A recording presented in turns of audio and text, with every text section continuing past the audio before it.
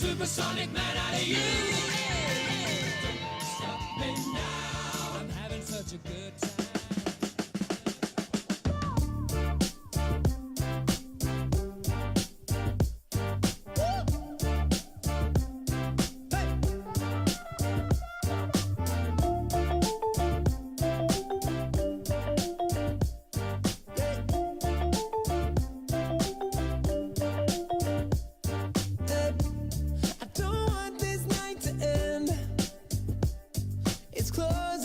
So leave with me again.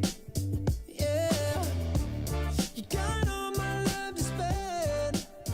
Oh, let's find a place where happiness begins. We're gonna dance in my living room, slave to the way you move. Hurts when I'm leaving you. Hey, just dance in the living room, love with an attitude, drunk to an 80s groove. Hey, we're gonna dance in my living room, slave to the way you move. Hurts when I'm leaving you.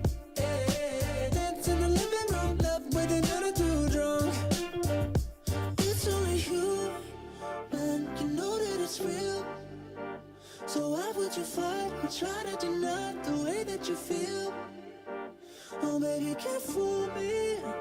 Your body's got other plans. So stop pretending you're shy. Just come on and dance, dance, dance, dance.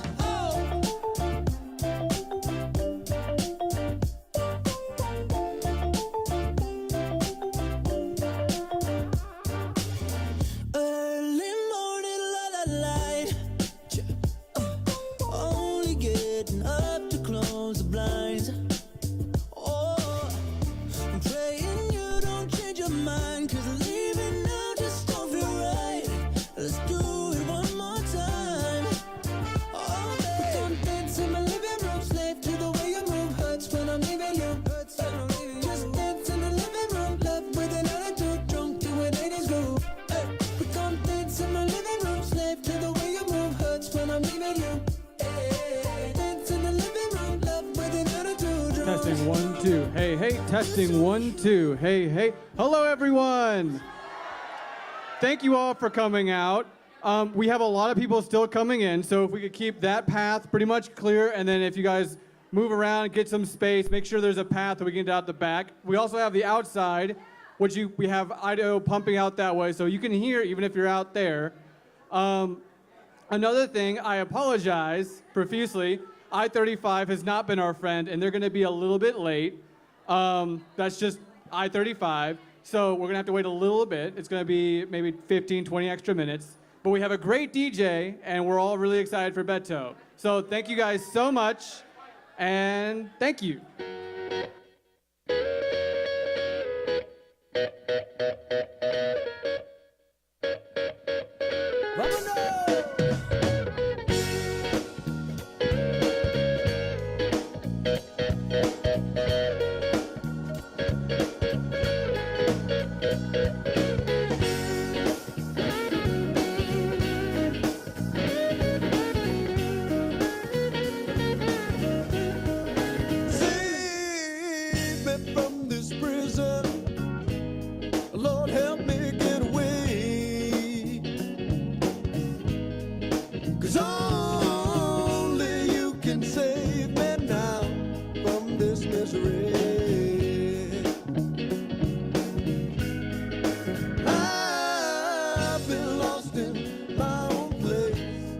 I'm getting weary.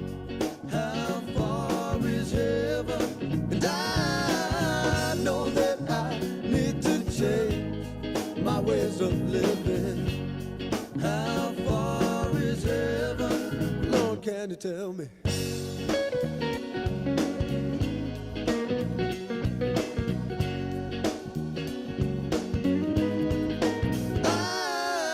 I've been locked up way too long in this crazy world. How far is heaven? And I'll just keep on praying, Lord, and just keep on living. How far is heaven? Yeah, Lord, can you tell me? How far is heaven? 'Cause I just gotta know how far, yeah. How far is heaven? Yeah, Lord, can you tell me?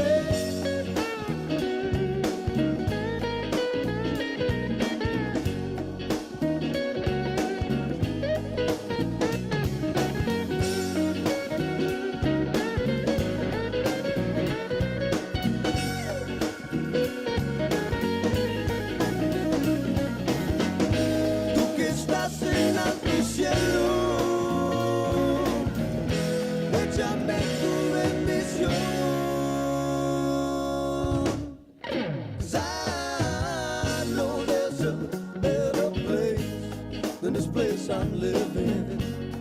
How far is heaven? And I just got to have some faith and just keep on giving. How far is heaven? Yeah, Lord, can you tell me? How far is heaven? I just gotta know how far you. How far is heaven? Suavemente, bésame, que quiero sentir tus labios besándome otra vez. Suavemente, bésame, que quiero sentir tus labios besándome otra vez. Suave, bésame, bésame, suave, bésame otra vez. Suave, yo quiero sentir tus labios besándome otra vez. Suave, besa, besa, bésame un poquito. Suave, besa, besa, besa, besa, bésame otro ratito. Pequeña, échate pa' acá.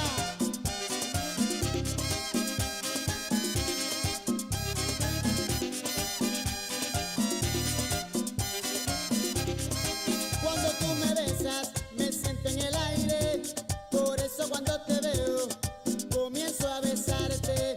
Y si te despegas, yo me despierto de ese rico sueño que me dan tus besos suavemente. Bésame, que yo quiero sentir tus labios besándome otra vez suavemente. Ese coro, bésame, es la cosa. Yo quiero sentir tus labios besándome otra vez. Bésame suavecito, sin prisa y con calma. Dame un beso bien profundo que me llegue al alma. Dame un beso más, en mi boca cabe. Dame un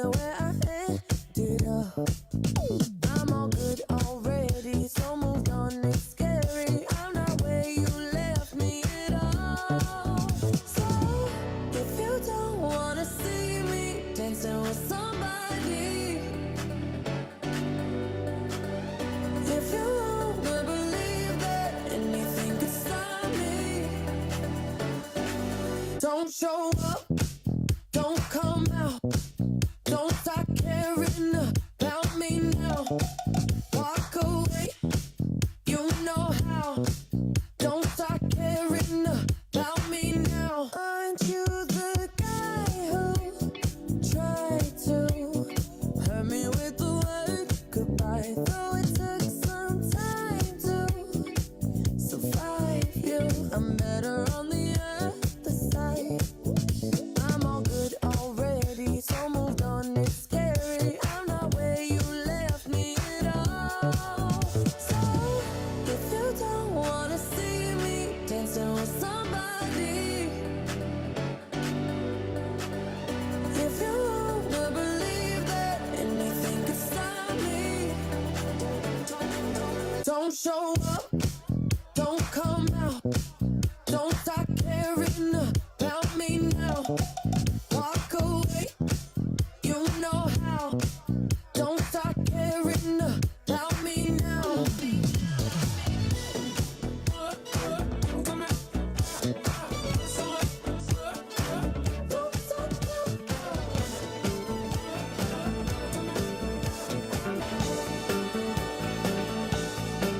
Do you remember when it first started? September, love was changing the minds, pretender, while chasing the clouds away.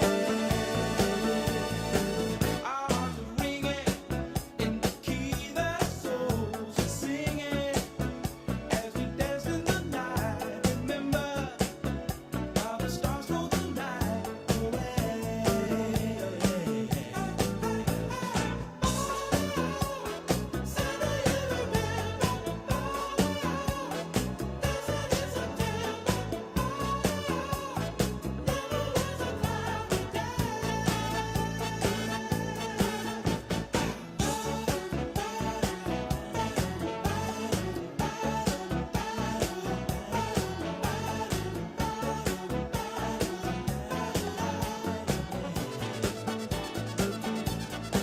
My thoughts are with you, holding hands with your heart to see you. Only blue talking love. Remember how we knew love was here to stay. Now December found a love to share in September. Only blue talking love. Remember true love we shared today.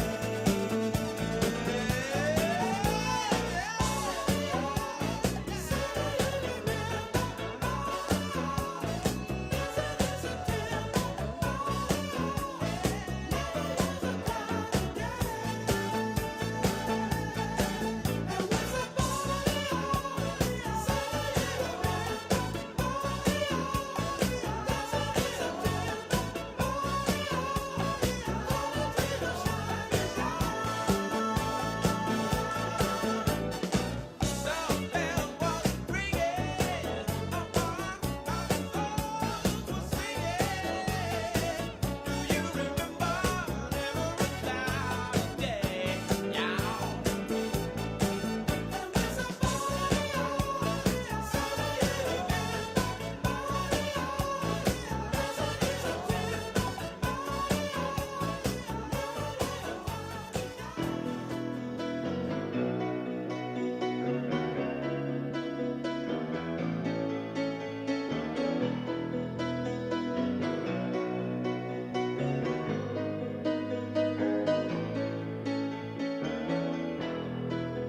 Just a small town girl living in a lonely world. She took the midnight train going anywhere. Just a city boy, born and raised in South Detroit. He took the midnight train going anywhere.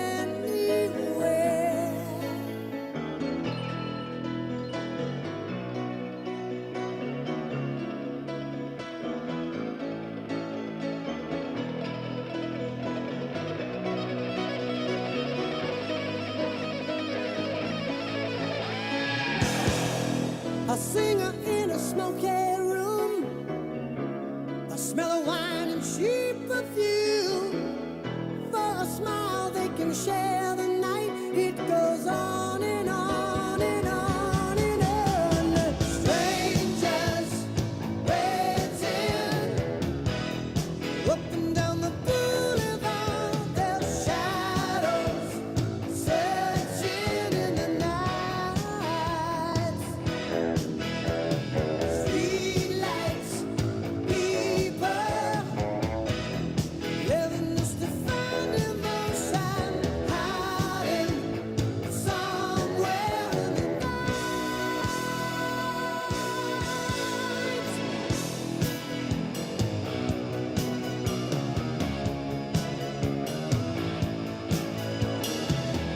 Working hard to get my fill. Everybody wants a thrill. Paying anything to roll the dice just one more time. Some will win, some will lose. Some of them just sing the blues. Oh, the movie never ends. It goes on and on and on and on. Strangers waiting up and down the boulevard, their shadows searching in the night.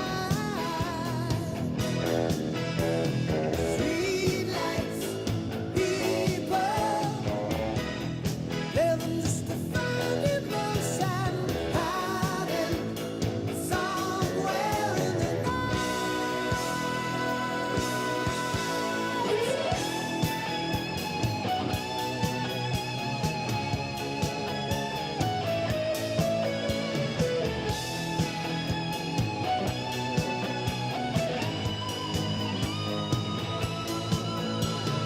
Don't stop believing.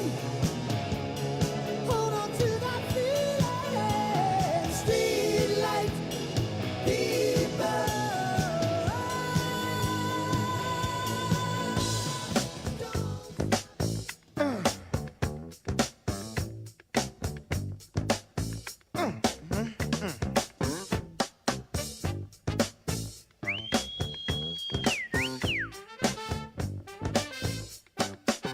Ow, she's a brick house. She's mighty, mighty, just letting it all hang out. Ow, she's a brick house. I like lady stack, that's a fact. Ain't holding nothing back. Ow, she's a brick house. Well, put together, everybody knows this is how the story goes. She knows she's got everything that a woman needs to get a man. Yeah, yeah. How can she lose with the suit she used?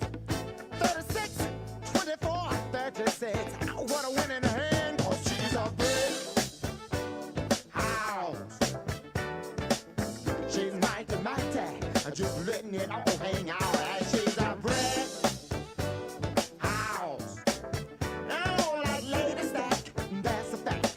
Ain't holding nothing back. Oh, she's a brick house. Yeah, she's the one, the only one, built like an Amazon. The clothes she wear, her sexy ways, make a old man wish for younger days. Yeah, yeah. She knows she's built and knows how to please. Show enough can knock a strong man to his knees. 'Cause she's a brick house. Yeah, she's mighty, mighty, just letting it all hang out. Hey, brick house.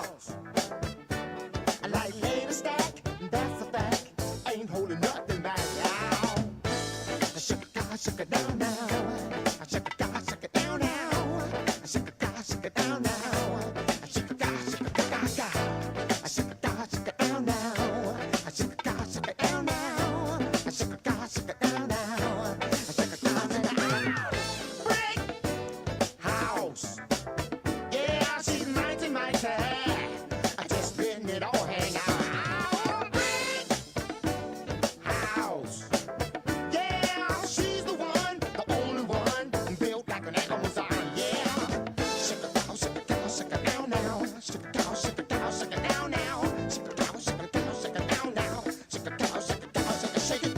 Shake a cow, shake a cow, shake a down now. Shake a cow, shake a cow, shake a down now. Shake a cow, shake a cow, shake a down now. Shake a cow, shake a cow, shake it.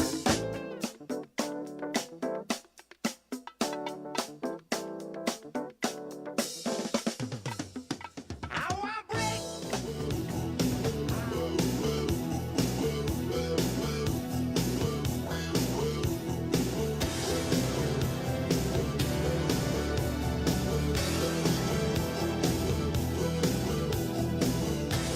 Once upon a time, not so long ago.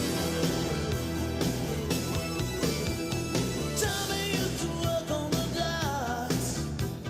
Union's been on strike. He's down on his luck. It's tough. So tough. Gina works the diner all day. Working for her man, she brings home her pay for love. For love. She says we gotta hold on to what we've got. It doesn't make a difference if we make it or not. We got each other, and that's a lot for love. We'll give it a shot. Oh, we're halfway there. Oh, living on a prayer. Take my hand, we'll make it, I swear. Oh, living on a prayer. Tommy's got his six-string high. Now he's holding in what he used to make it talk so tough. It's tough. Gina dreams of running away. She cries in the night, Tommy whispers, "Baby, it's okay." Someday we gotta hold on to what we've got. It doesn't make a difference if we make it or not. We got each other, and that's a lot for love. We'll give it a shot. Oh, we're halfway there. Oh, living on a prayer. Take my hand, we'll make it, I swear. Oh, living on a prayer. Living on a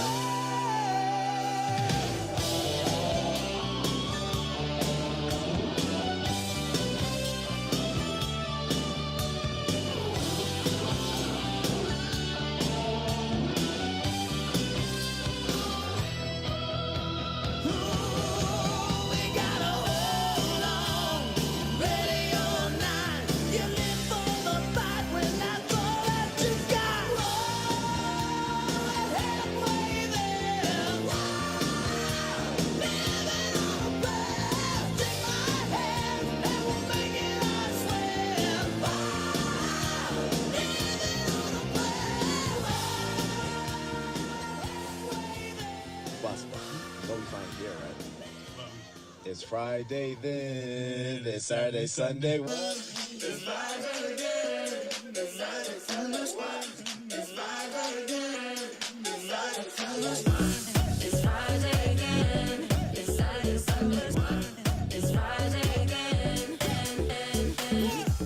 I thought the hands of time would change me, and I'd be over this by now. Yeah, it's been too long since we got crazy. Testing 1 2. Hey, hey, 1 2. Testing 1 2. Hello, everyone, again. We're about 5 minutes away from starting. Thank you guys for your patience. I apologize for I-35, but we're going to fix that. Also, I have an announcement. Silver Lexus, your lights are on. Plate number MBN 1546. If that's your car, your battery's going to die. So please go out there and turn your lights off. Thank you so much. It's Friday.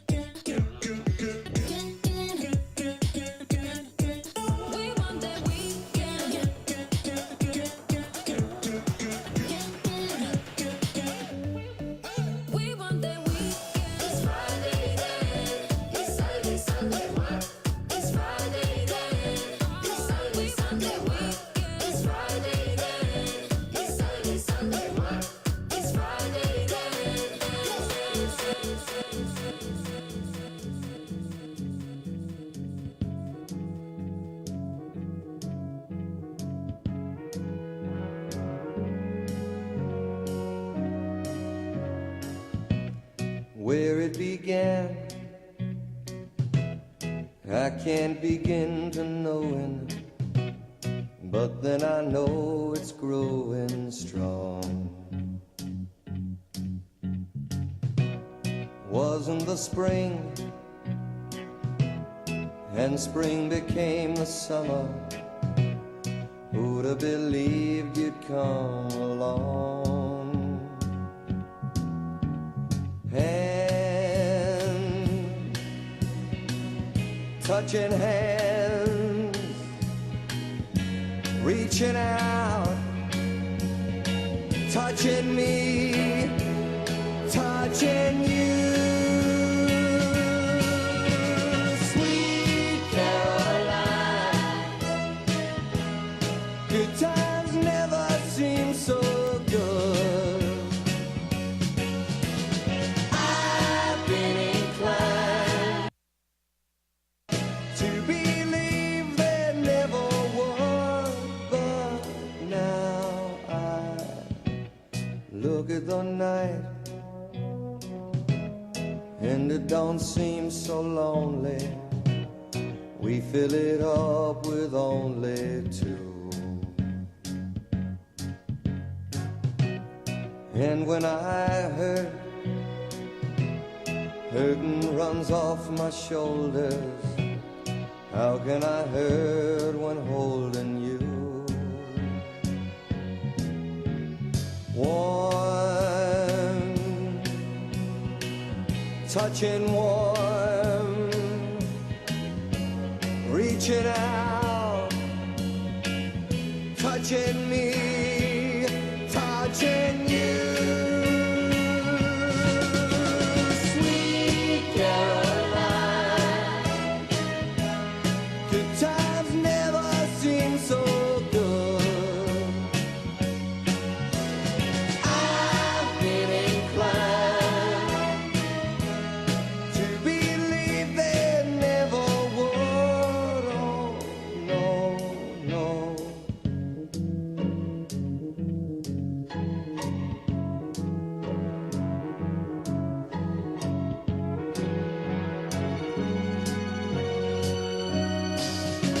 Sweet Caroline, good times never seem so good. Sweet Caroline, I believe they never could. Sweet Caroline.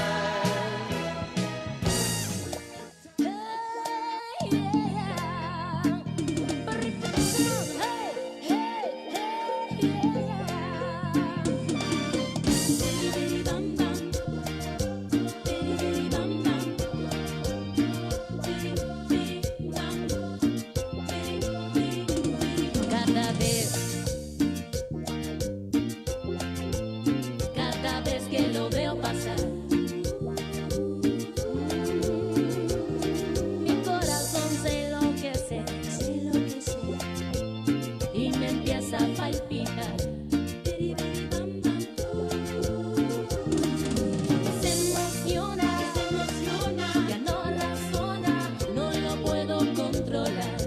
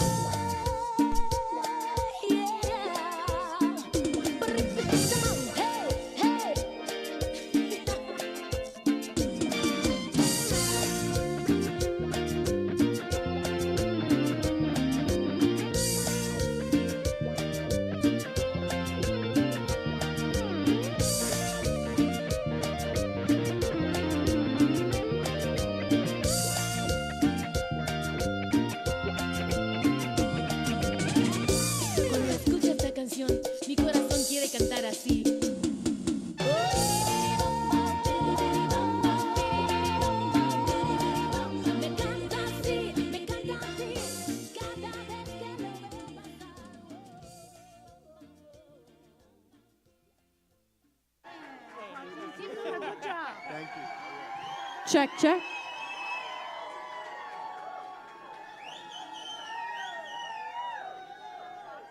Got it. You ready to start it? I'm sorry? You ready for me to start it? Okay. Okay. Are y'all ready for Beto? San Antonio, you look awesome. Give yourselves a big round of applause. I'm County Commissioner Tommy Calvert, and we are here to get the next governor elected, Beto O'Rourke. I'm going to acknowledge a few of our elected officials who are here. Give it up for Senator Jose Menendez. Our main man, Congressman Joaquin Castro. State Representative Ina Minjades. And SDEC Andres Lopez. And all of our precinct chairs. Give them a big round of applause. Does anybody miss Ann Richards being governor of Texas?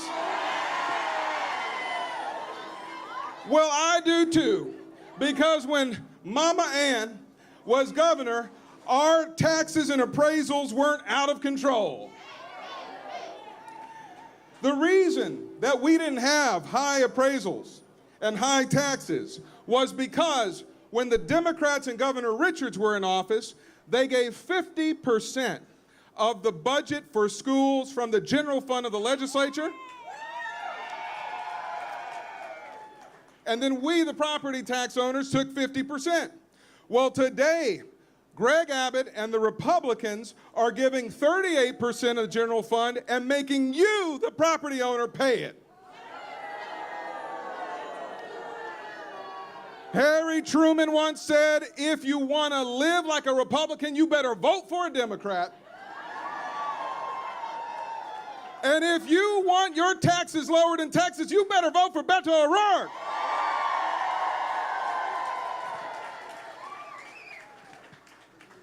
Just remember, on your tax bill, what's the biggest portion? 51% is your school property taxes, right? That's right. And so when we're looking at how to fix it for Texas, we have to have more money going there. Now look, I want to tell you about my friend right next to me, Miss Judy Bailey. She's one of my constituents, a retired 74-year-old teacher. 78, 77? 78, looking great, 78. Well, she came to me and she had just bought a home in Lavaca in my precinct. She bought a lot for $30,000. She built the house for $110,000. And she didn't need fancy fixtures. She got smaller oven and all those kinds of things. She had all the receipts. And she budgeted about $400 a month for her property taxes. But all of a sudden, just like we all had a couple of days ago, her appraisal came in from the Bexar County Appraisal District, and it said $356,000. The home that she had just paid for, she could not afford to live in. She couldn't afford, she's on a fixed income, as a retired teacher, it is just wrong. Well, I said, so she asked me for help. So we went down to the appraisal district, just like anybody else. We didn't just say, hey, I'm Commissioner Calvert, I'm the biggest, best thing since sliced bread, lower her taxes. I didn't say that. We did our research. We looked up comparables in the neighborhood. We got pictures. We brought her receipts. We had 5 different houses in the neighborhood that were appraised lower, but they didn't move an inch. They didn't care, because the appraisal district isn't under the power of Bexar County, and it shouldn't have to be anyway. But I negotiated for a full hour. We got nowhere. My assistant, Carlos, he eventually, after I had to leave after an hour, he eventually was able to get it down, knocked about $25,000. Is that right? Yeah. So every bit helps. But these stories are only going to become more common if we don't have change in Texas. And unfortunately, Governor Abbott has vulture capitalists who are all too happy to see working class people go into foreclosure and come in and scoop up your home and take it and resell it for the vulture capitalists. Is that right? I don't think so. So I believe that we are in dire need of new leadership for the governor to lieutenant governor to the Texas House and the Texas Senate. So to help us rally the troops, I want to invite our very good friend, Congressman Joaquin Castro. Congressman Castro. Thank you, Tommy. How's everybody doing? Are you ready to elect a new governor of the state of Texas? Our great friend, Beto O'Rourke. You know, Beto and I came into the Congress together in January of 2013. And I had a chance to work with him for several years and see the kind of dedicated, passionate, committed public servant that he is. In other words, I got to see something that Greg Abbott is not. You know that we need a governor that can keep the lights on. Texas deserves a governor that can keep the lights on. We deserve a governor that's not going to sell us out to a bunch of his cronies for million-dollar campaign contributions after hundreds of Texans died in a winter storm and the governor took no responsibility for it at all. And Beto and others have been reminding us of that. We deserve a governor that can keep the traffic and the trade moving in Texas. Y'all saw that stunt that the governor pulled in the last few weeks? You saw what he did at the border? You know that the governor cost the state and the country $3 or $4 billion with that stunt. Texas is a state that does the most trade of any state in the nation. And look, y'all know as Democrats, Republicans used to call themselves the pro-business party, the party that was making sure that we had a great economy. Well, this governor just cost us billions of dollars, and Texans deserve a better governor than Greg Abbott. And Texans also deserve a governor who's going to let women make their own decisions about their bodies.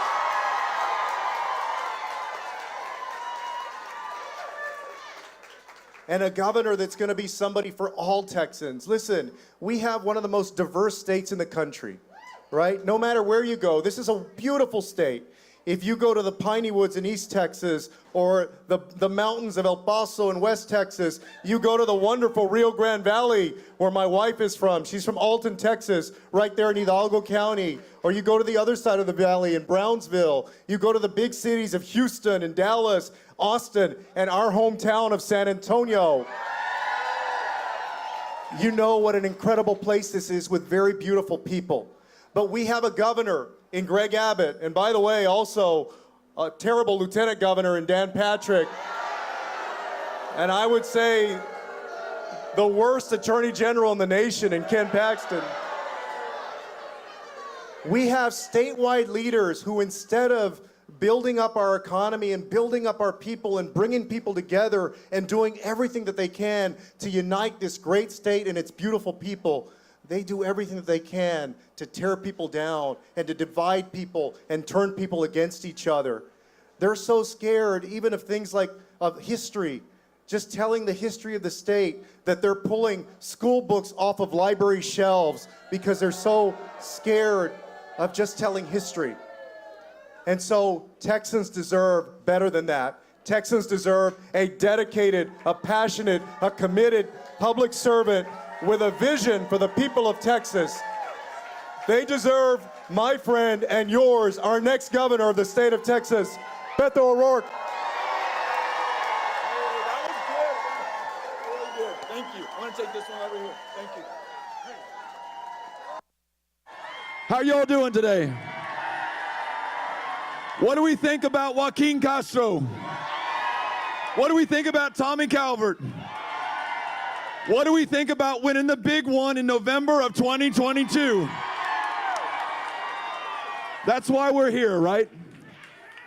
Listen, I am sorry that I'm late, but I've learned my lesson. You don't drive from Austin, Texas to San Antonio on a Friday afternoon. But if you are gonna keep people waiting, make sure they're waiting at Picks and there's plenty of beer on the tap and a great team here who's willing to keep them in their cups. Not too many cups, just enough cups. Tommy, thank you for getting us going. Thank you for showing us what public service should be. Literally walking with your constituent to the Central Appraisal District to fight for her so her property tax burden is a little bit lower. Trying to do that for everyone in your precinct.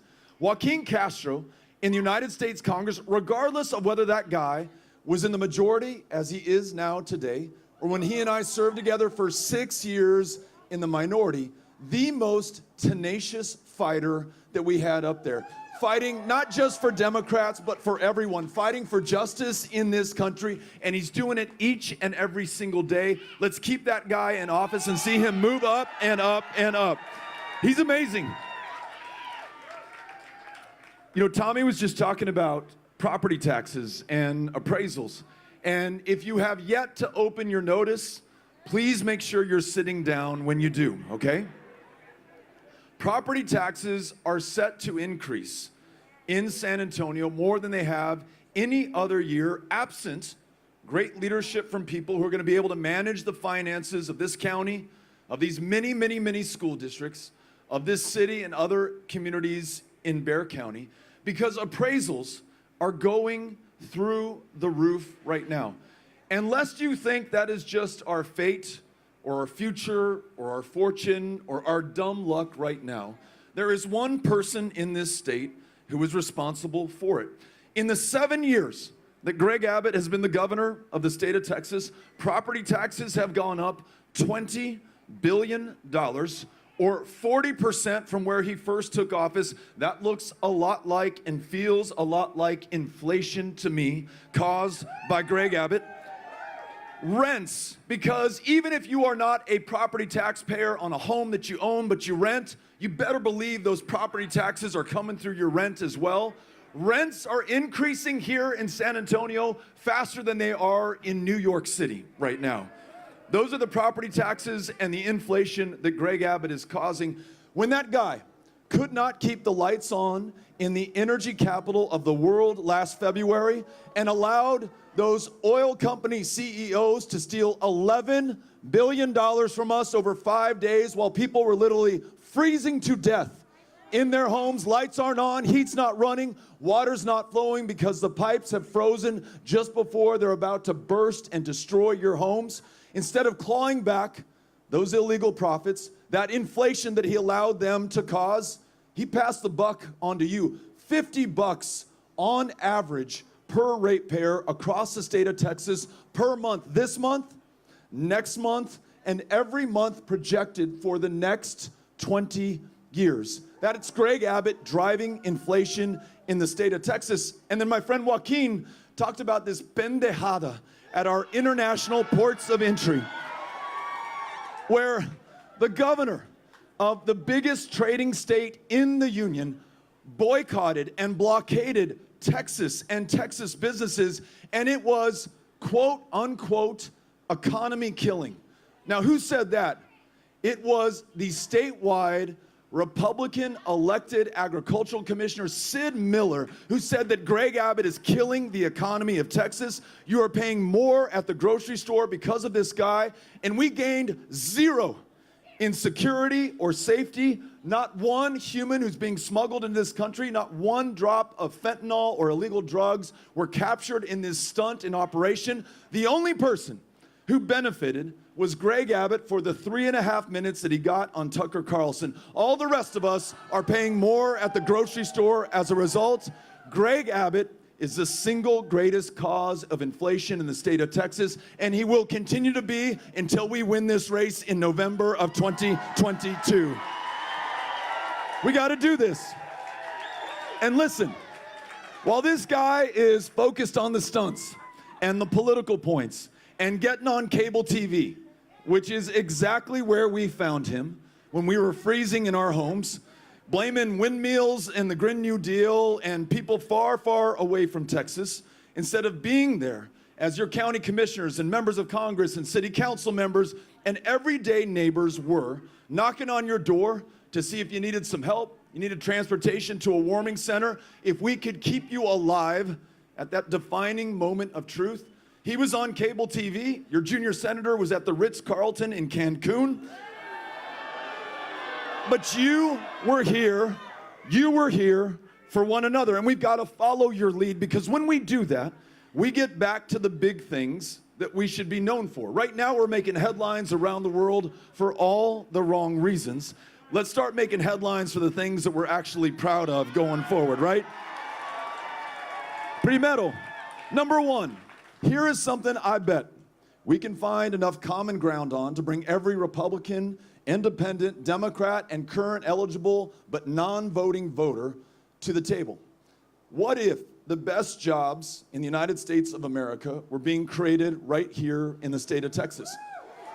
What if in the state that has more people working under a living wage than any other state in America were to increase the minimum wage from $7.25 until we can ultimately get it to $15 and beyond? What if you could take time to be with your kids, to take care of your sick parents, to take care of yourself when you need it, without risk of being fired or losing your paycheck? What if, as a woman, you made just as much as every man makes doing the same job for the same value, and you actually got the same pay? Y además, what about this? What if, in addition to the wages that you earn, so that you don't have to work a second or a third job just to make ends meet, what if you not only earned enough not to be on the streets tonight, or sleeping in a shelter, or dependent on public assistance, but when you woke up to go to work, you had that sense of purpose and function and fulfillment for which each and every single one of us craves and cares about for our kids and our grandkids? That's the future that I want here in Texas. That's the future we all want, and it starts with great jobs right here in San Antonio. Second point, something else that Greg Abbott has not been focused on when he's been looking after himself, his cronies, and his big dollar donors, and that is world-class public schools in the state of Texas. So, for my public educators who are with me, the school counselors, the school librarians, the school nurses, the classroom teachers, the auxiliary staff, the bus drivers, the cafeteria workers, the custodians, everybody who makes this possible, first and foremost, I want you to know that I'm grateful. And if there were ever a time you needed to hear that in Texas, it is now, because you are under constant daily attack from your governor who tells you what version of history you're allowed to teach the kids in your classroom, a governor who wants you to turn in the parents of transgender kids to be prosecuted for child abuse, a governor who wants to hold you to a high-stakes, standardized test that in no way adequately measures the potential or the performance of those kids in front of you, or the effort you have made to connect with them and to stoke a lifelong love of learning. If I were governor, I would cancel the STAR test this year and allow you to focus on what's really important. But we deserve more than thanks. Check this out. In Texas, the school teacher on average, the educator on average, is underpaid by $7,500 against his or her counterpart nationally. Now, $7,500 down, not from the best, not from the highest paid, but just from the average. And as my fellow Texans, you can agree, we are anything but average in this state. And I don't want to make sure that our teachers are treated as just average, but just to get to par, we're $7,500 down. But in San Antonio and in Bexar County, teachers and educators today, check this one out, are making $9,000 less than they were 10 years ago, adjusted for inflation. You want to know why half of all teachers leave the profession within the first 5 years? You want to know why they're leaving by the thousands in the state of Texas today? You want to know why my 11-year-old in 5th grade at Mesita Elementary, the same public school I went to, has had 4 different substitute teachers this entire school year, not a single permanent teacher in the classroom. It's not good for him. It's not good for his classmates. It's not good for our community. It is not good for our state. So how about this? What if we started treating teachers and educators as the professionals that they are, with the respect and the dignity that they are due? Those who preceded them in the classroom, who have not had a cost of living adjustment since the year 2004. For retired teachers, a cost of living adjustment every year going forward after we win this. What if we make sure, following the lead of one of the great mayors of San Antonio, the brother to the current congressman, we have all-day pre-K in every community in the state of Texas, so that those kids are learning at the age of 3 and 4 how to read, how to write, ultimately how to add up, but also just how to be good and cool with one another. See each other not as one another's enemy, but as each other's friends. Ability to collaborate, to find consensus. And yes, I know this is a dirty word in American politics today, but also to compromise. At a time that democracy is under attack, more so than in Texas than anywhere else in the country, these public school classrooms are one of the last places where Americans come together, regardless of zip code or ethnicity or race or any other difference between us, and find our common humanity. And those classroom educators are the ones who make it happen. When we win this, and when I am governor, and when we are working together, Texas will be the education state, and we're gonna do it together. Third one, how about this? How about this? Yes, we can.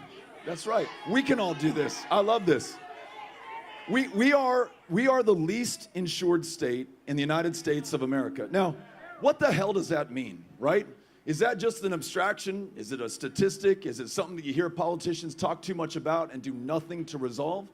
Well, it means that someone right now in Texas has diabetes, has glaucoma, has no insurance, no insulin, no help, and is gonna die at the age of 35 in the 9th largest economy on the planet, within the wealthiest, most medically advanced country the world has ever known. That person will die of diabetes, not for lack of resources or wealth, but simply because we have failed in the lack of political will.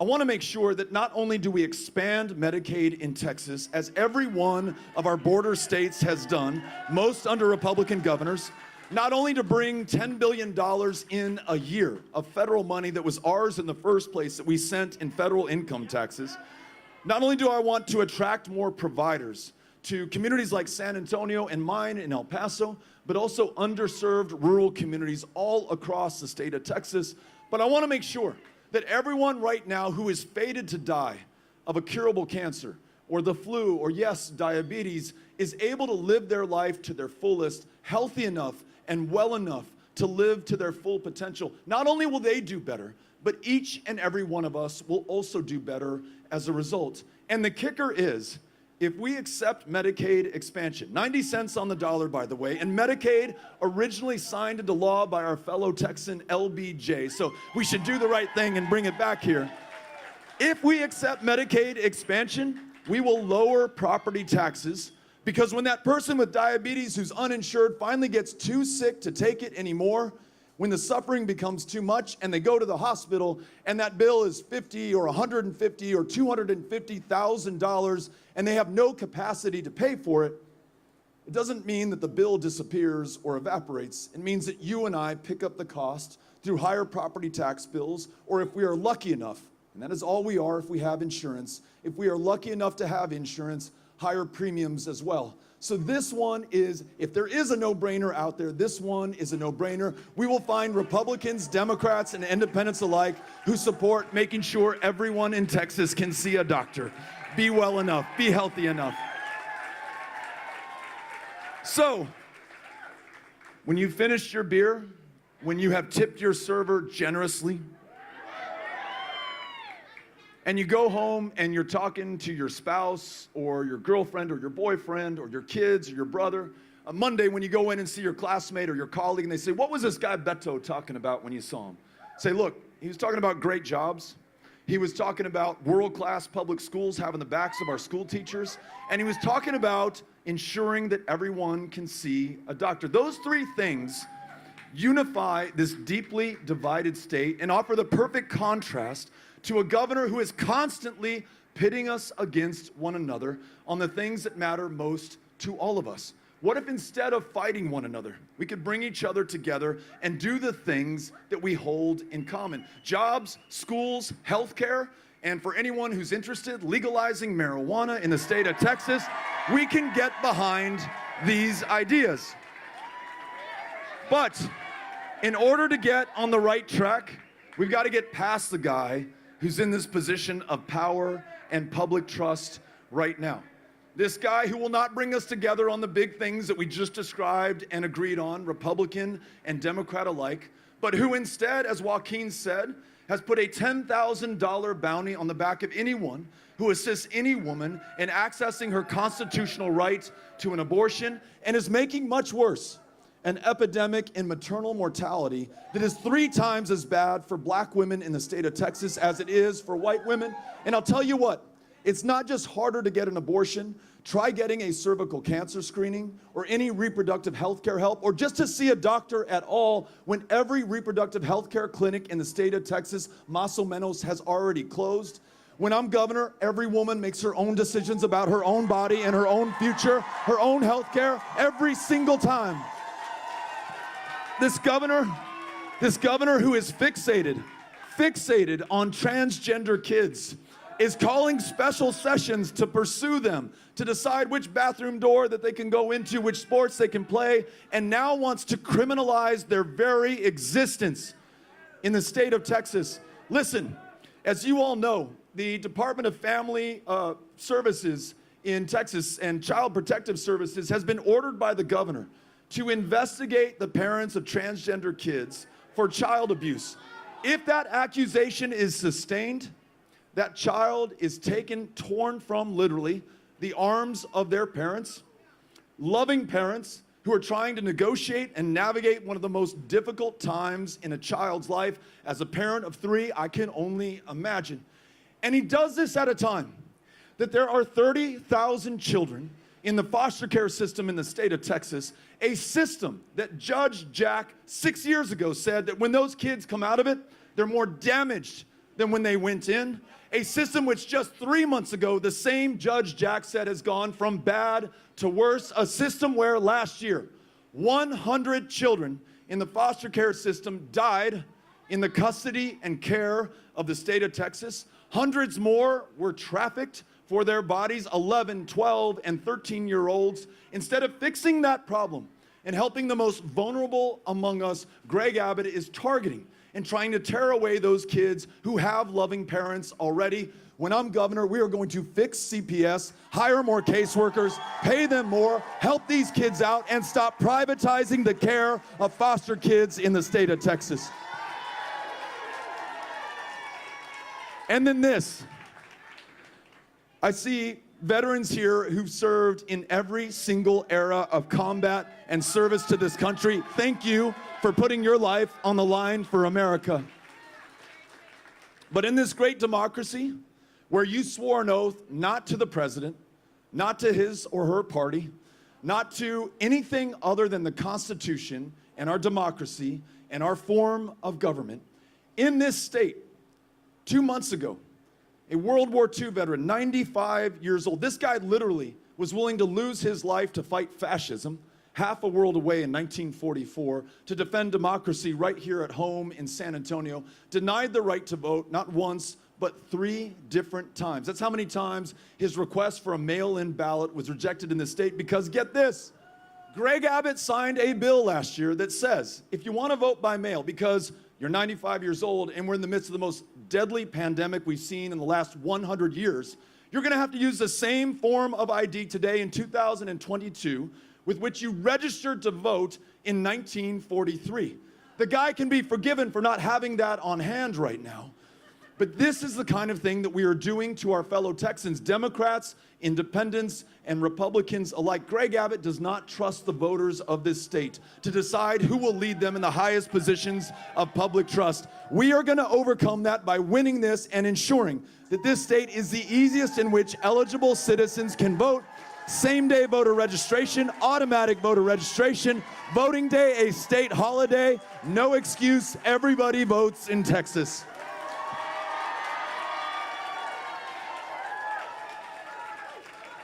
This is what we're up against right now. We've described what we're for. This is the last part of what I want to say, and then I want to listen to you. This is how we're going to get it done. Let me read you some numbers. In 2018, when we were all running for the United States Senate together, in Bexar County, I got 327,000 votes. Not bad, right? But check this out. In 2020, arguably the most important presidential election of our lifetimes, there were 353,000 voters in Bexar County who did not cast a ballot, even though they were eligible to do that. Reminder, I lost to Ted Cruz by 216,000 votes. Since 2020, another 104,000 voters have been added to the rolls in Bexar County. So the 353,000 who did not vote in 2020, plus the 104,000 who've just come on the rolls, primarily young people who've aged into eligibility, primarily new U.S. citizens who've naturalized here in the United States of America. Ladies and gentlemen, these are going to be our voters, but I need your help to reach them, right? We're under the greatest attack against American democracy that this country, or the world for that matter, has ever seen, and the epicenter for it is right here in Texas. Would it not be some pretty profound, poetic political justice if the very people targeted for suppression and intimidation made up the margin of victory because we've knocked on their doors, brought them in, and they turn out on election night in November of 2022? So here's the deal.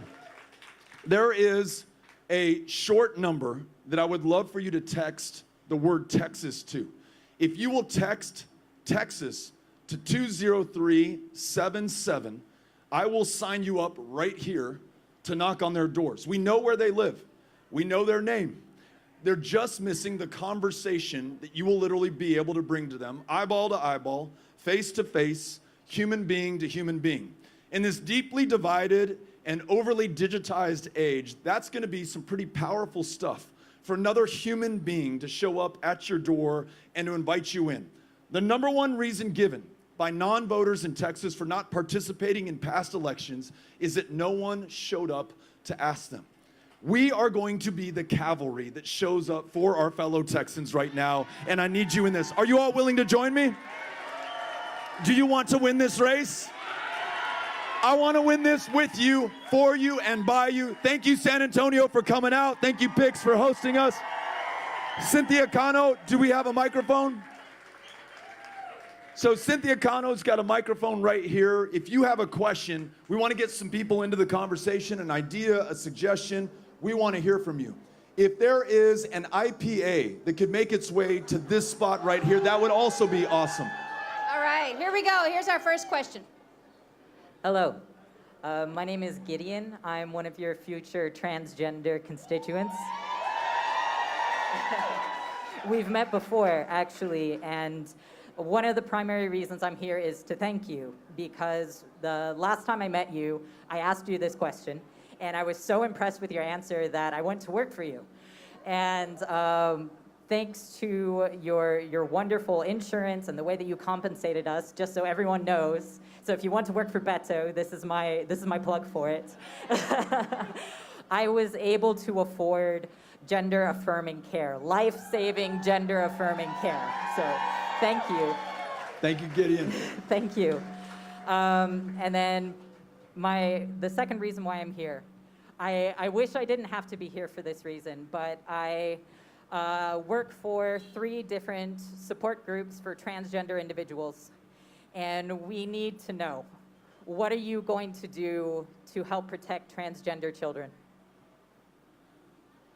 I also hate that you have to ask this question right now in the state of Texas. I mean, this is a state that prior to this governor, by and large, was known for being a state that is big enough for all of us, right? Big enough for our dreams, big enough for us to do everything within our power to realize and achieve those dreams, regardless of our differences, and in fact, celebrating those differences, knowing that they make us stronger, more successful, and yes, even safer.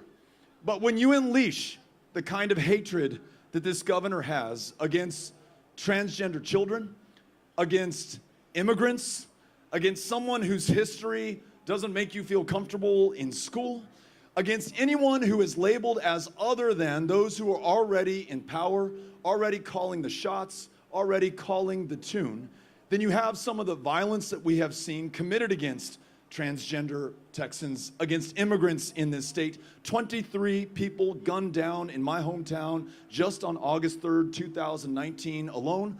When Greg Abbott says, hey, there's an invasion of these people coming into our state, I need you to take matters into your own hands and defend yourselves. Well, there was a guy who heard exactly what the governor was saying, drove down to El Paso, Texas with an AK-47 to, as he put it, repel an invasion of Hispanics who are coming to politically take over this state. I just want you to know that you're in the company of many others who have been targeted by this governor right now, but you're also in the company of all of us, and we have got your back, and I will have your back every single day now and when we win this, and I'm your governor. Thank you for being here. All right, Beto, I'm A lot of over love for you here. To your right. Oh, wow. Oh, look at that. Very good. Let me shake it. Noah, we do not need the IPA anymore. He has one. Okay. Likewise. I'm over here to your, right here. There we go. All right, so due to last year's little snowmageddon that we got, it was a hard time for a lot of us and for my mom, who was sent to the hospital during that time, and I had to drive to the medical center. I live over by Bulverde, Texas. And I had to drive to the hospital to visit my mom, which almost took 2 hours because I had to drive at such slow speed. So what will you do to help us prepare in case such an occurrence were to ever happen again? And you know, what has Greg Abbott done that you would have done differently too? Great question. This is about why in this great energy producing state, can we turn the volume down just a little bit, that we were unable to keep the power on, the lights going, the heat running, the water flowing. Why did more than 700 Texans that we know of lose their lives? An 11-year-old boy in Conroe, Texas, whose mom could not pile enough blankets on top of his body, and he froze to death in his own bed in this state. Veterans going out to charge their oxygen tanks in their truck who were found dead of hypothermia the next morning. This happened in Texas just a little more than a year ago, and the question is, why did this happen? I just want to make sure everyone understands, this was not an act of God, nor of Mother Nature. This was the fault of one man and one man alone. We were hearing about Harry Truman earlier. He told us all where the buck stops everywhere, and that's at the very top. And in Texas, that is the governor's office. This governor who was warned as far back as 2011 about the underlying vulnerabilities in our grid and the need to winterize and weatherize every single part of it, including the gas supply. But he didn't do that, and it might be because some of his greatest donors had an interest in not investing in the gas supply, and so you literally had gas freezing at the wellhead here in the state of Texas, gas that could not get to the power generators here. CPS Energy here in San Antonio was charged 200 times the going rate of gas, and again, that wasn't the market. It was not the invisible hand. It was Greg Abbott who literally gave the green light to charge the maximum price, and not for a few minutes and not for a few hours, but for days. That's the $11 billion in illegal profits that were made by people like Kelsey Warren and his company, Energy Transfer Partners, and others.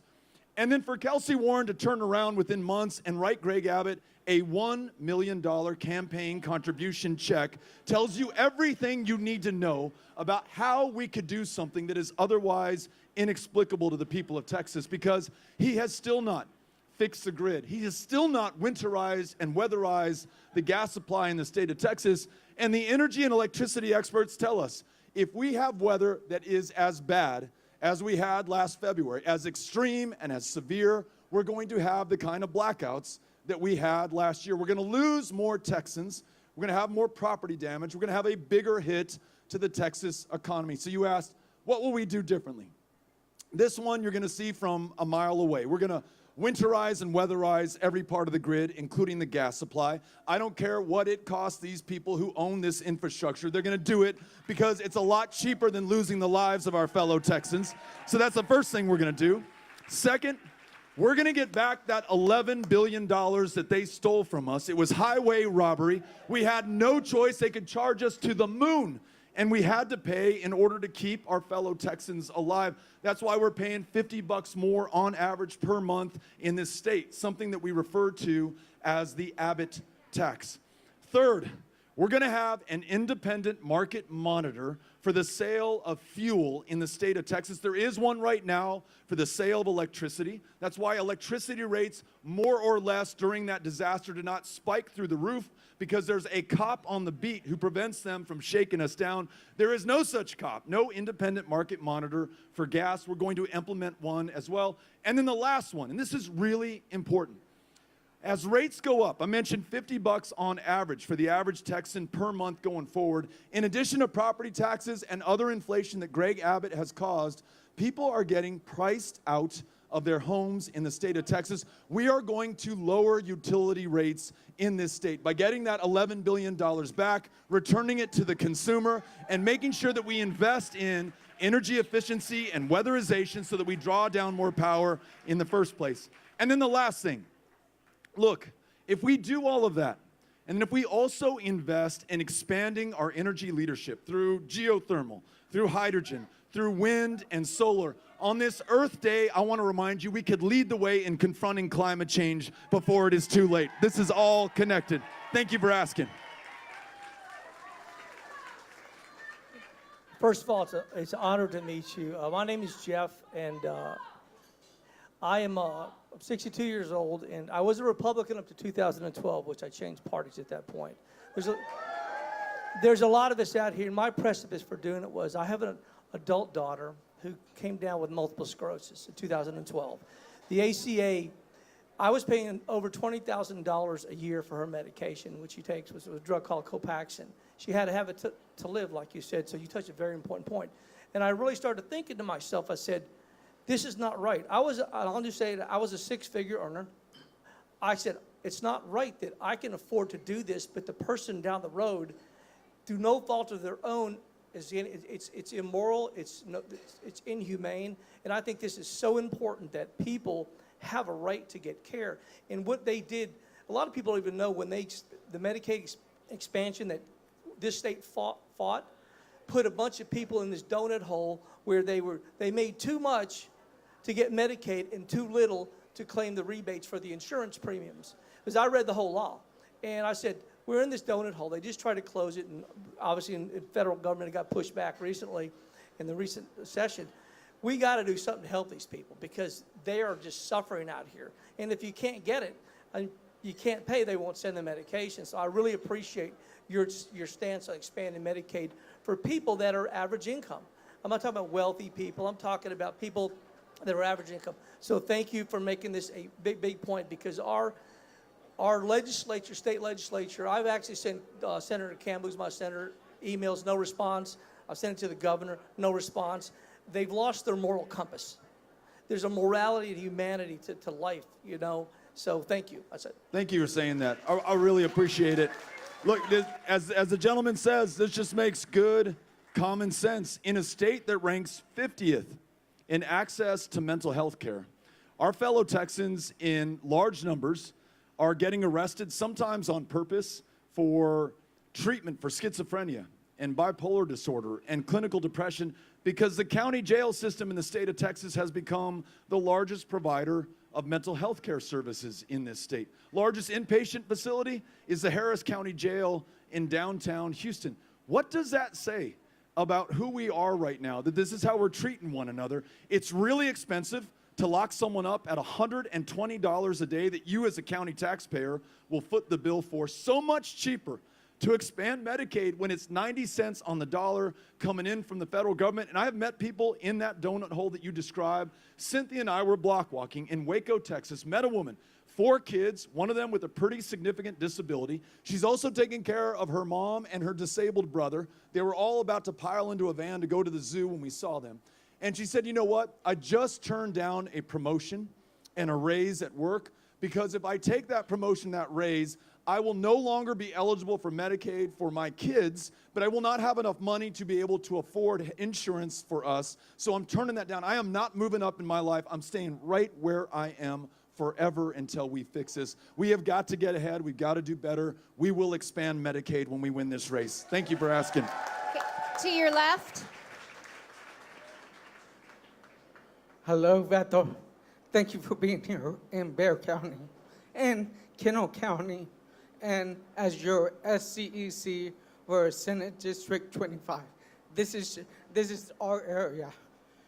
The most important thing that we need to do is a vote by mail.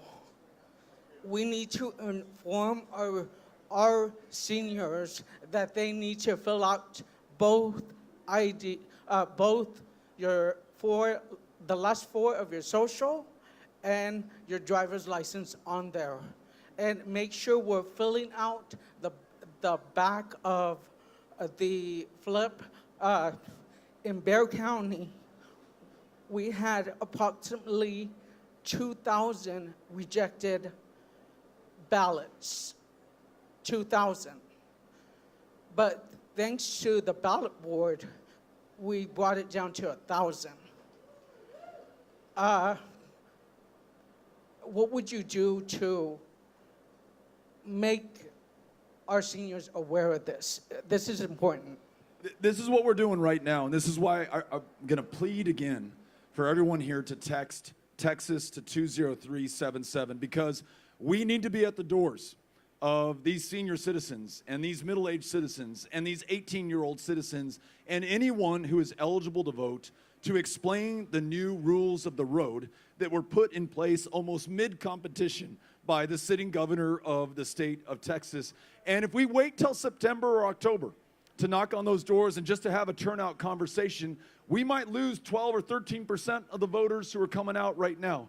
So I'm asking you and everyone else here to be part of this army that's knocking on doors today. We're going to ask you to get out there literally this weekend and to go meet these voters. If we do that, I am confident that we can overcome this. Look, like you, I am really proud of the generations that preceded us, especially those in the 1950s and 1960s that were working against this very same level of suppression and intimidation that tried to keep some voters in the state of Texas overwhelmingly black and brown and young. Today, I would add also those with disabilities.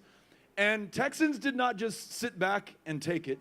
They got up and they got after it. They fought this tooth and nail. They applied the pressure that finally forced LBJ to sign the Voting Rights Act of 1965 into law. We need that same kind of organizing and pressure today.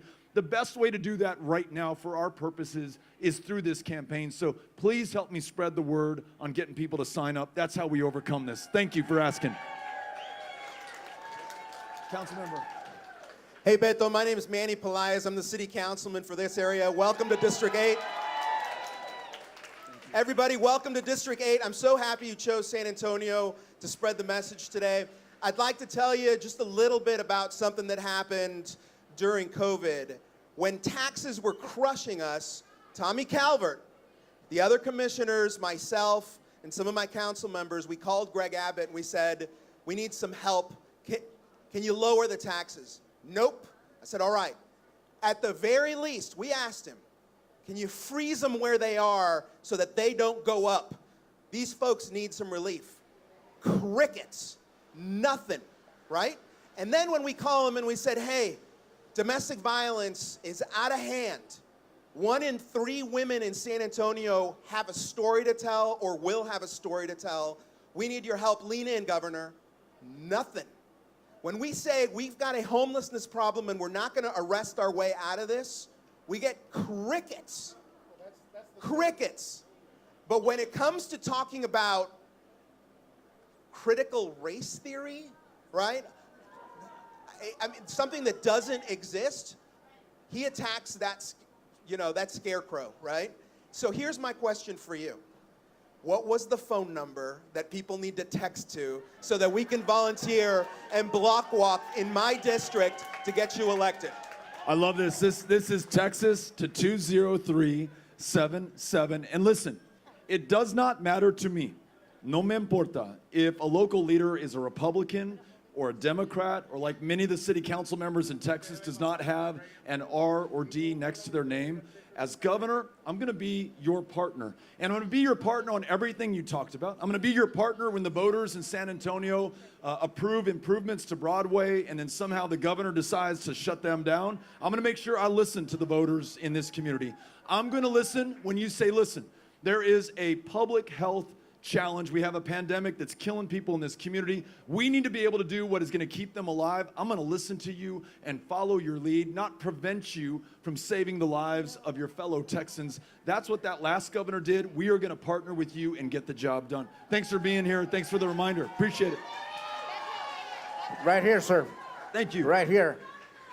Yeah, we wonder why our property valuation went sky high. This governor, if he qualifies to be called a governor, has wasted over $3 billion keeping undocumented immigrants in our county jails, and he can afford to send immigrants to Washington, D.C.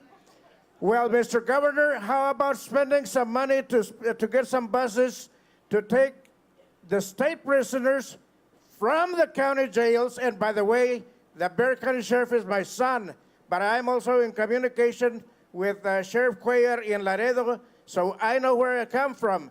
He has just allowed the state prisoners to stay at the county jail instead of taking them to the state prison where they actually belong. Thank you for being here. And for those who cannot see the gentleman who just asked the question, he's wearing a Bronze Star Veteran Service hat right here. So thank you also for your service to our country. You make us proud. Yeah, let me take the question this way. What if we had a governor who was less interested in stunts at the border, putting migrants on buses, shutting down U.S.-Mexico trade, activating 10,000 members of the National Guard, taking them from their kids, from their families, from their careers, from their community, to send them down to the border where we are losing them so far, 7 so far. We are grateful for their service, but they should never have to serve in this capacity. If I were governor right now, I would end this involuntary activation. I'd make sure that we force people of Texas to confront the real challenges we have, whether it is illegal drug trafficking or human smuggling, by showing real leadership. Let's bring the people together to go to Washington, D.C. Instead of sending migrants there, let's go there ourselves, and let us lead the way in rewriting our immigration laws comprehensively so that every dreamer, every parent of every dreamer is able to be here legally, fully as U.S. citizens ultimately. Let's make sure that people who want to join family are not waiting 20 years in line to do so. Let us never again separate kids from their parents or place them in cages. And let us also do this. Let us honor the laws that are literally on the books right now that we are not following. We didn't follow them in the Trump administration, and unfortunately to date, we have not been following them in this administration. When someone comes here to petition asylum, we must allow them to make that petition here in the United States. If that petition is sustained, they are able to stay here. If it is not, they will not be able to stay here. But it is that simple, and we are not even doing that much right now in this country. We need solutions, not stunts at the U.S.-Mexico border. Thank you, sir. Okay, here you go, right over here. And thank you so much for raising your hands and being patient with me. There are so many hands up. I'm going to get to as many as I can. Beto, I don't know how many people here are retired teachers, but I am. Thank you for your service. I did 32 years in the classroom and another 20 as a sub. But I started paying Social Security when I was 14. I paid it until I was 65. I still pay it. But because of the WEP, I found out when I went and applied for my Social Security that because I was a teacher, I could not get all that was due me. Only 13 states in this country have the WEP. It affects not only teachers, peace officers, and other civil servants in the state of Texas. I have asked this government to repeal Texas's WEP and got zero response. So let me bring everyone up to speed. WEP, the Windfall Elimination Provision, which prevents people like this extraordinary retired teacher from being able to earn back what they have paid into. This is not a freebie, this is not a handout. This is something that he's paid into his entire working life, starting at the age of 14. It does not come back to him because we have somehow decided that he will get filthy rich if he has the retirement as a teacher and the Social Security that he paid into. As governor, we are going to eliminate the WEP so that every retired teacher is able to earn back what they paid in, what they are owed, and what they have earned. Thank you for asking. Thank you. To your right. Okay. Ok, primero, usted no ha hablado nada de la policía. La policía necesita la apoyar del gobierno. Mi hijo es policía. No dan la educación, no le maestran cómo hacer jiu-jitsu, por ejemplo. La gente que está en el cárcel, como la señora ha dicho, es porque los dejan afuera. ¿Por qué no haces algo más de educación? En Sweden, por ejemplo, la policía necesita tener la equivalente de college graduation. ¿Por qué no? Páganle más. Gracias por estar aquí con nosotros y para la pregunta, necesitamos apoyar a la policía, también a la comunidad. Podemos pagar más, podemos ofrecer más educación, pero también es importante que la policía sea responsable a la gente que tienen la responsabilidad de proteger y servir, ¿sí? Y podemos hacerlo. Y es un tema de fondos, es un tema de liderazgo que necesitamos y merecemos, pero que faltamos aquí con el gobernador que tenemos en Austin. Pero también es la oportunidad de los votantes aquí de cada parte de Texas para escoger a alguien que va a ser este. When it comes to the police that we have here, listen, one of the most difficult, one of the most important jobs. Few people sign up for it. It is tough day in and day out, willing to put their lives on the line for this community to keep us safe. And we want to make sure, to the question asked, that they have the support, that they have the funding, that they have the resources, that they have the education that will allow them to be successful and by extension for all of us to be safer. But they must also be accountable to the people that they were sworn to serve and to protect. And if police are able to act with impunity, which we see sometimes all too often in some of our communities, that tarnishes the image and the reputation and the ability of police to do their job. It makes it a little bit less safe for some, more than others in our communities, to be able to safely get by day to day. We're Texans, we can figure this out. We can make sure that public safety is a greater priority in the state of Texas by doing those two things. But one thing I want you to know about your current governor. The clearance rate for violent crime in Texas, since this guy has taken office, has slid from 70% to 50%, okay? So the guy who infamously said, when signing that abortion ban bill, and was reminded of the fact there is no exception for rape and incest, Governor, what are you gonna do about that? He said, well, we're gonna eliminate rape in the state of Texas. Governor, how is that going? It's actually going worse. Catching fewer people, bringing fewer people to justice, less closure for the victims of these crimes. I want to make sure that we support law enforcement in these ways, but also never turn our backs on them, as this governor did when he signed into law permitless carry, which allows any person to carry a loaded gun in public without a background check, without any training whatsoever. Cops and sheriff's deputies across this state begged the governor not to do this. It would make their job harder, and more cops and sheriff's deputies have been shot down in the state of Texas than any other state in the union, bar none. Gun violence, since he signed this into law, has gone up predictably. So let's do this. Let's really make sure we mean it when we support those who serve in law enforcement by ensuring they have the resources, that they're also accountable to the public, and that we listen to them on public safety issues like gun violence. Thank you for being here. Gracias. So many great hands up, so many great questions. These are going to be my last two. Hi, Beto. I've been following around. I don't get involved in politics. However, I think I can be an asset for you, and you said commit right now to help. Because I'm bilingual, I speak Spanish better than English. But I have been very successful in business as well as insurance. So I think I can be an asset for you, and I don't mind walking. I put my walking shoes. I need it anyway. But I will commit, like you said, and I'll be glad to do it. I'm here, and I can go get it for you. Let's do it. Tell me your first name. Francis Potter.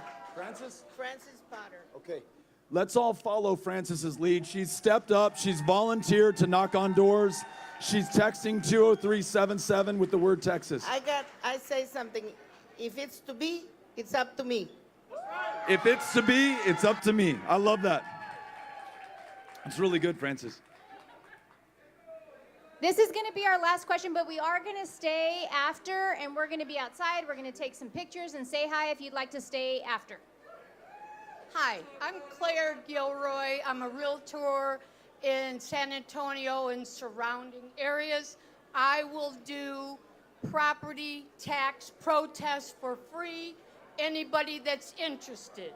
Whoa! And I'm gonna give my cards to Tommy. If everybody knows how to get a hold of his office, I'll be more than happy to help. Tommy, what's your cell phone number so that we can... Yeah, okay, we got one more question. Sorry. Thank you for offering to do that. Property taxes, too damn high in the state of Texas. You're going to help people bring them down. We're going to bring them down for everybody when we win this. Thank you. Hello, my name is Darshana Gupta. Today is Earth Day, and what is your message to everyone what they should be doing? Ms. Gupta just reminded us that today is Earth Day. Happy Earth Day, everybody. She asked, what are we going to do about this? Tell me that there is a state that is better positioned to lead on confronting climate change before it is too late. We are rightfully proud of the fact that we lead the world when it comes to energy, and that we've made this country energy independent from the rest of the world. No more going to war in Kuwait or Iraq to secure our energy supply lines. No more making deals with dictators or people who abuse their own citizens just so we can have the hydrocarbons that we need. When we drive on these roads, we are burning fuel that we pumped here in the state of Texas. And the women and men who do this incredibly difficult but important work are owed our thanks. The ingenuity, the innovation that they have brought to bear has done wonders for this country. But we have to do more to answer the question that you just asked. Think about geothermal as just one form of renewable energy. The skill set required to make the most out of the heat that is underneath us right now is almost 1-to-1 with oil and gas drilling in the state of Texas. So those people who have built the energy independence that we have can also help us overcome any hurdles that we have in being the leader globally on geothermal. We could do the same on hydrogen, on wind, which we're already #1 in the country in today, and solar as well. We can create more than $1 million high-paying, high-wage, high-value union jobs in the state of Texas around renewable energy.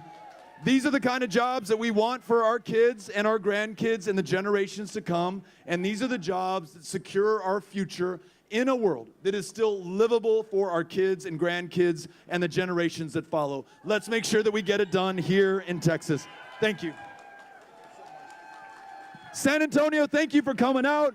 Pix, thank you for having us here today. Very grateful to you all. Thanks for having our back. We'll see you outside. Adios.